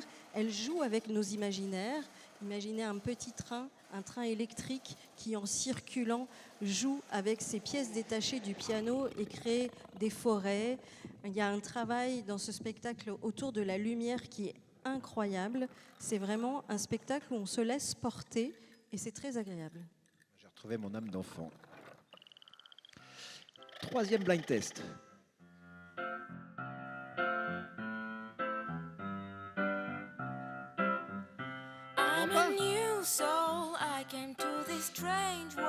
Ah si, je l'ai entendu. Yael Naïm, oui, absolument. Yael Naïm nous rejoint avec son nouvel album qui s'appelle Solaire. Bon, c'est l'une des plus grandes voix de la chanson internationale. Elle vient à la fois avec un concert qui combine ses classiques, comme I'm a New Soul que vous entendez, mais aussi un album nouveau, qui est plus intime, plus personnel, un peu plus rock, d'être plus pop, où elle parle de situations qu'elle a vécues, de situations personnelles qu'elle a vécues et qu'elle met en musique. Sa voix est toujours aussi solaire et la magie opère comme à chaque fois.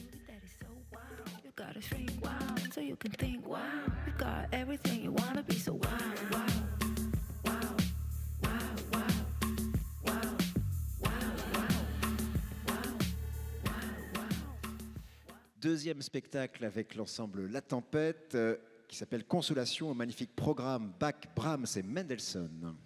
Oui, La Tempête revient à la MC2 avec une grande formation de plus de 50 musiciens. Cette fois, Simon-Pierre Bestion s'attaque au monument du romantisme allemand, le Requiem de Brahms. Consolation s'adresse aux vivants et appelle à la tendresse et la douceur et fait dialoguer plusieurs auteurs, Bach, Brahms, Mendelssohn, Schwartz. Dans le tourment, dans la tempête, dans l'ouragan, dirais-je même du Requiem, Bestion trouve et fait sentir une sorte de retenue qui l'adoucisse, la consolation.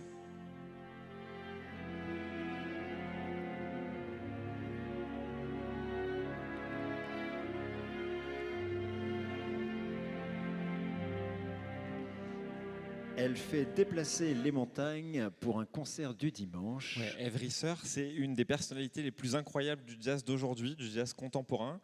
C'est une personnalité très singulière qui combine plein d'influences différentes. On dit elle déplace les montagnes. Pourquoi ? Parce qu'elle déplace les montagnes en rassemblant autour d'elle des musiciens qui viennent d'horizons très différents, souvent de la musique du monde, qui pratiquent des instruments qui ne sont pas familiers du jazz, mais aussi elle déplace les montagnes parce qu'elle part à l'exploration des paysages, des forces de la nature qui influencent son jazz. Ça s'appelle Déplacer les montagnes, avec un nouvel orchestre qu'elle crée qui est le Pink Desert Orchestra, et dont c'est la première saison. On vous invite à découvrir son travail.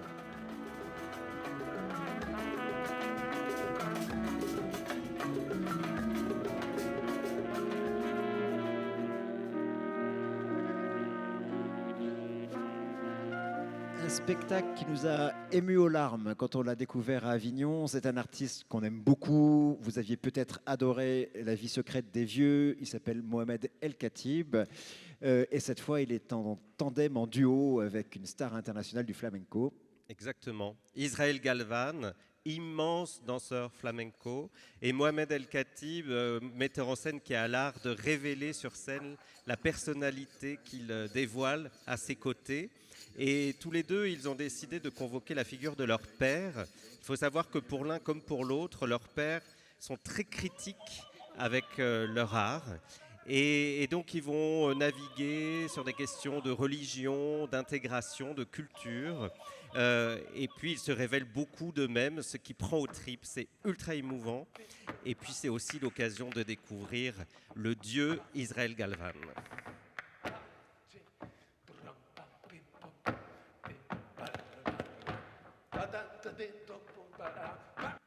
Ils ont le foot en commun et le foot dans la peau. On aime beaucoup les conférences performatives aussi à la MC2. Et voici une artiste qu'on adore qui s'appelle Stéphanie Aflalo. Oui, Stéphanie Aflalo et Antoine Thiollier débarquent à la MC2 pour hacker les conventions qui entourent les discours sur l'art. Deux conférenciers, clown chic limite borderline, viennent partager au public, avec une confiance complètement inébranlable, des vanités. Ensemble, ils détournent les codes de la philosophie pour faire parler les tableaux et transgressent les règles de l'histoire de l'art. En toile de fond, la pièce aborde les questions de la culture légitime et de l'autorité conférée à celui qui s'autoproclame sachant. C'est une pièce brillante de bouffonnerie et d'intelligence. Depuis cette saison, si vous étiez au concert de Feu Chatterton, vous savez qu'on a retrouvé le chemin des concerts debout. On aura donc le plaisir d'accueillir ce groupe grenoblois. Oui, que tout le monde connaît ici, MPL. MPL, ils ont complètement explosé. Ils viennent de faire l'Olympia avec leur dernier album qui s'appelle Bisous Magiques, qui reflète tout leur humour aussi, mais ça va quand même être le feu. On va pas se mentir, c'est un concert debout en salle Risardo. Ça faisait longtemps qu'on s'était pas couché tard, turbulent dans le noir, pendant que la ville dort. Ça faisait longtemps qu'on n'avait pas eu si chaud, et nos cœurs d'artichaut en redemandent encore. Ça faisait Les ciné-concerts sont aussi un fil rouge de notre programmation de la saison prochaine, et nous allons une création. Avec des insectes et des petites bêtes. Avec des insectes et des petites bêtes. On sera pendant les vacances de printemps. Donc c'est le bon moment pour le réveil des insectes et des petites bêtes. Donc le ciné-concert est proposé par Olivier Leroy et Anne-Laure Bourget, 2 musiciens qui viennent plutôt des musiques du monde. Donc ils piochent dans différents dessins animés des années 40 à nos jours. Donc on retrouve des esthétiques très différentes et puis leur musique par-dessus ces belles images. Et dire aussi que comme c'est pendant les vacances, la MC2 fait partie du réseau Vive les vacances qui réunit plusieurs salles de la métropole grenobloise et qui propose des spectacles pendant les vacances scolaires. Elle aussi est artiste associée, elle aussi va passer au grand plateau. Elle est par ailleurs la directrice du Centre chorégraphique national de Grenoble. Aïna Allègre ne pouvait pas être avec nous ce soir pour nous parler de Rhoda, où il y aura 8 danseurs et 5 musiciens. Donc ça fait quand même 13 interprètes au plateau. On laisse et on écoute Aïna nous parler de Rhoda. Bonjour tout le monde, je suis là pour vous présenter Rhoda, qui est ma nouvelle création qui sera présentée à la MC2 le 28 et 29 avril prochain. C'est une grande pièce, une pièce de groupe, une pièce avec 8 danseuses et 5 musiciennes en live.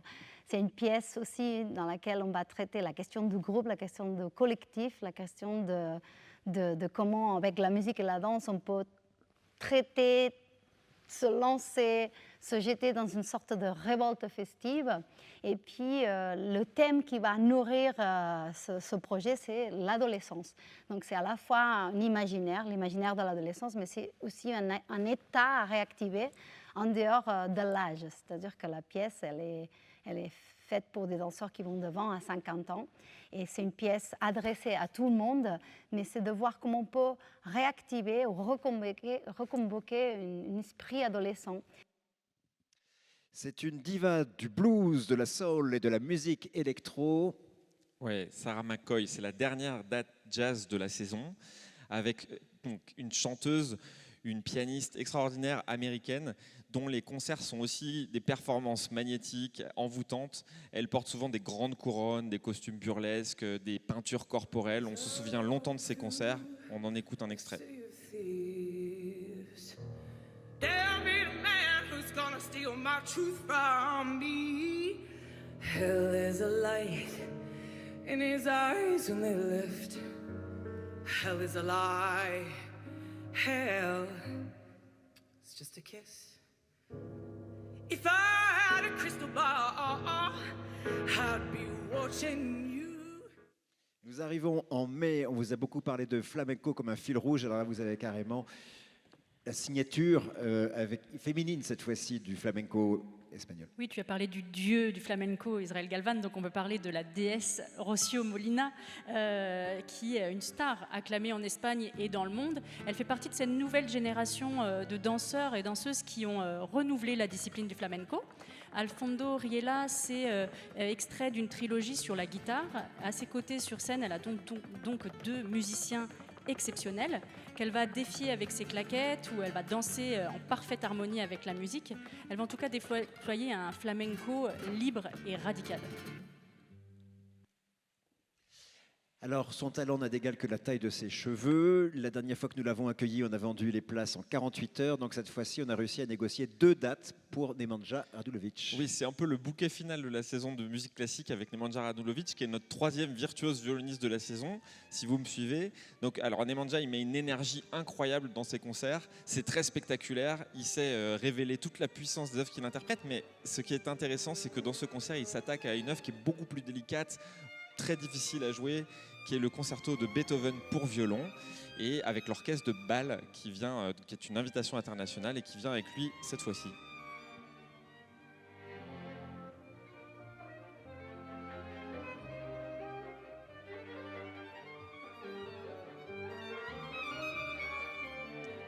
C'est une compagnie de la région, ce n'est pas une création, mais c'est un spectacle signature. Mais comme on les reverra à la MC2, on avait envie de demander à la compagnie du 32 novembre, donc Geneviève Clavelin et Maxime Delforge, de me rejoindre pour parler magie nouvelle. On les accueille.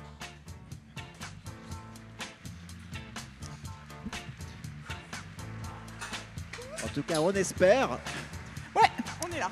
On cherche l'entrée. Oui. On est là. Ça y est, voilà. Merci Arnaud. Merci à toutes. Bon alors, vous voulez dire quelques mots avant de lancer la vidéo, m'a-t-on dit? Oui, tout à fait. Donc, eh bien, déjà, merci Arnaud. Merci à toute l'équipe, on est ravis d'être là. Je me présente, je suis Maxime Delforge, l'un des deux cofondateurs de la compagnie 32 novembre avec Jérôme Elfenstein, qui n'a pas pu être présent ce soir. Voilà, donc je suis magicien. Et voici à mes côtés Geneviève Clavelin, qui a la coproduction et qui a la production et à la diffusion de tous les projets de la compagnie 32 novembre depuis le début, depuis 2012. Depuis 2012. La compagnie 32 novembre. 32 novembre, pourquoi? Parce qu'en fait, le travail artistique de Maxime et Jérôme se situe juste à côté de la réalité. La compagnie est basée entre Annecy et Grenoble, et en fait, on est ravis de venir jouer à la MC2 pour la première fois. On va vous montrer quelques images, à moins qu'elles aient déjà défilé. Non, on vous a absolument entendu. On a dit que c'est vous qui donniez le top. C'est vous qui donnez le top. Le top est parti.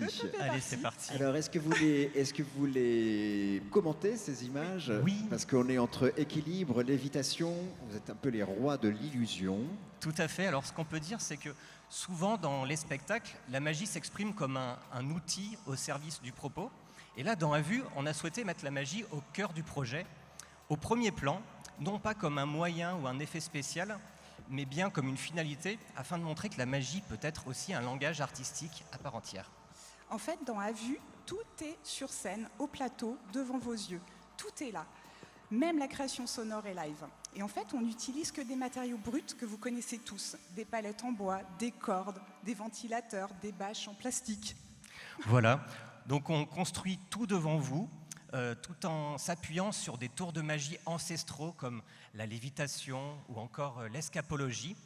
Et on a souhaité un peu déjouer les protocoles de la magie classique dans ce spectacle en essayant de pousser le tour de magie jusqu'à la performance. Donc, quand vous serez avec nous pour le verre de l'amitié, vous pourrez continuer à leur poser des questions et on les retrouvera. Merci Geneviève. Grand plaisir. Merci Maxime.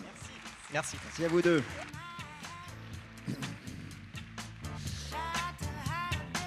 L'artiste suivant a tous les talents, il est cher à mon cœur, c'est un ancien diplômé de l'école de la Comédie de Saint-Étienne. On écoute Vincent de Dienne.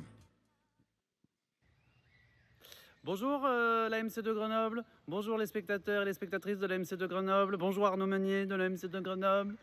J'espère que vous allez bien, c'est Vincent de Dienne. Voilà, qu'est-ce que vous voulez que je vous dise? Je suis trop content. Je suis trop content de venir la saison prochaine à la MC2 Grenoble. Enfin, je suis trop content à condition que vous veniez aussi, évidemment. Parce que si je suis tout seul comme un abruti sur scène, je vais être moins content. Donc c'est le but de cette vidéo. Cochez le spectacle dans votre brochure. Qu'est-ce que je pourrais vous dire pour vous donner envie de venir? Les gens disent que c'est mon meilleur spectacle des 3 que j'ai fait. C'est mon 3e et il paraît que c'est le meilleur. Voilà. Alors, je ne sais pas si c'est une bonne nouvelle. Ça veut peut-être dire que les 2 premiers étaient d'un niveau extrêmement faible. Mais en tout cas, si vous êtes venu me voir déjà, venez parce que vous allez trouver ça mieux. Si vous n'êtes encore pas venu, je vous félicite pas, rattrapez-vous. Et puis quoi qu'il arrive, je vous embrasse et je compte sur vous. Et bisous Arnaud, à bientôt. Bonne présentation de saison. Bisous au Général de Gaulle, évidemment, dont nous célébrons l'appel. Et à très bientôt. Ciao. On peut l'applaudir. Dernier concert du dimanche de la saison, ils sont 3. Ah oui, autour de Yom. Donc les concerts du dimanche, c'est aussi une occasion pour nous de célébrer les instruments qui ont jalonné l'histoire de la musique et les instrumentistes qui en sont les génies. En l'occurrence, Yom, qui vient accompagner des frères Secaldi. Les frères Secaldi, un au violon, un au violoncelle. Alors ils explorent ensemble ce qu'ils appellent les rythmes du silence, je crois, c'est le titre de leur album. Mais on retrouve toute la palette extraordinaire de Yom dans la clarinette, donc entre le classique, le klezmer, on sent toutes les couleurs de l'Orient et c'est un souffle vraiment envoûtant et extraordinaire.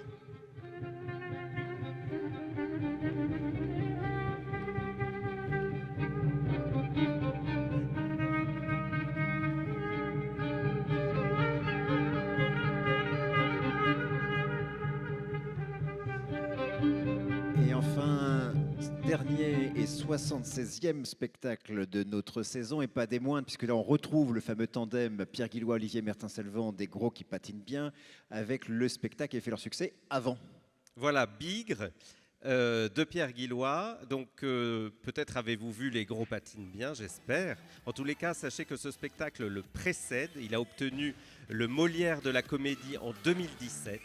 On y retrouve 3 voisins dans des chambres de bonne qui vivent des situations étonnantes. Alors c'est un spectacle sans aucune parole, mais avec beaucoup de sons, de musique et truffé de surprises dans le décor. La scénographie est quasiment un 4e personnage. Et alors, selon moi, c'est encore mieux que Les Gros patinent bien parce qu'on y retrouve la comédie pure et simple, mais aussi beaucoup de tendresse, de poésie et de sensibilité. C'est très touchant. L'occasion maintenant, c'est le moment de remercier nos partenaires contributeurs publics, le ministère de la Culture, Grenoble-Alpes Métropole, le département de l'Isère et la région Auvergne-Rhône-Alpes. Et si vous avez loupé quelque chose, voici en 1 minute le résumé de notre belle saison.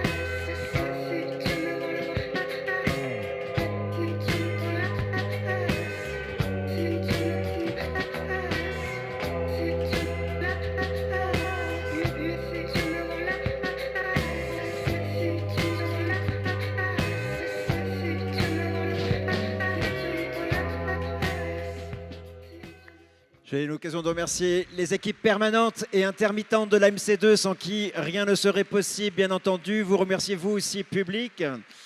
Je vais demander aux équipes de nous rejoindre sur le plateau, les artistes, les équipes permanentes, les équipes intermittentes. Et on va évidemment accueillir la Batucavie que vous avez pu voir sur le parvis tout à l'heure. Ils sont en train de battre un record, le record Guinness. Ils étaient plus de 1000 cet après-midi, 1000 enfants issus de nos quartiers à jouer devant la MC2. Et si tout se passe bien, normalement, je dois les voir arriver. Oui.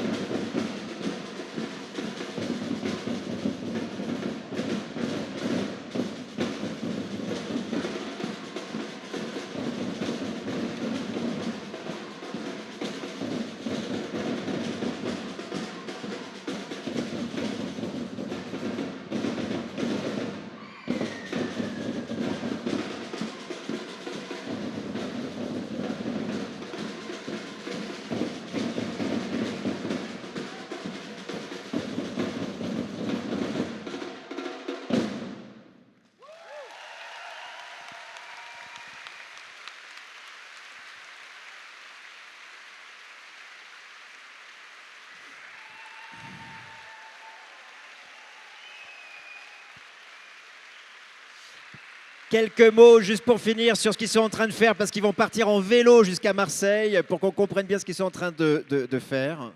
Bravo, merci pour toute cette journée. Je sais que vous êtes cramés puisque vous étiez sous le cagnard toute l'après-midi. Merci d'être resté jusqu'à la fin. Merci. J'ai préparé un petit discours pour vous. Donc déjà, bonjour à tous, je m'appelle Sabrina Iacono, j'ai 17 ans et je fais partie de la Batucavie, comme vous pouvez le voir. Ça fait maintenant 7 ans que j'en fais. Et la Batucada, c'est plus qu'une troupe de percussion brésilienne portée par l'association Africa Pact, mais c'est aussi un véritable projet social qui utilise la musique pour créer du lien, lutter contre les préjugés et permettre aux jeunes de vivre des expériences incroyables. Grâce à ce projet, nous avons l'occasion de participer à de nombreux événements partout en France, mais aussi de voyager à l'international. La Batucavie s'est déjà produite dans plus de 25 pays, notamment au Brésil, car la Batucada, ça vient de là, aux États-Unis, au Maroc, au Sénégal, au Burkina Faso, au Liban, en Espagne, au Portugal, en Italie, en Suisse ou encore en Belgique. Depuis sa création, donc en 2010, la troupe a déjà réalisé plus de 2000 prestations et continue de faire rayonner les valeurs de la solidarité, de citoyenneté et d'ouverture sur le monde.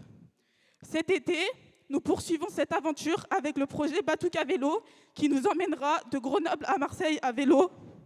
Tout au long du parcours, nous irons à la rencontre de nombreux habitants et nous partagerons notre musique dans différentes communes. Merci à tous pour votre attention et bonne soirée.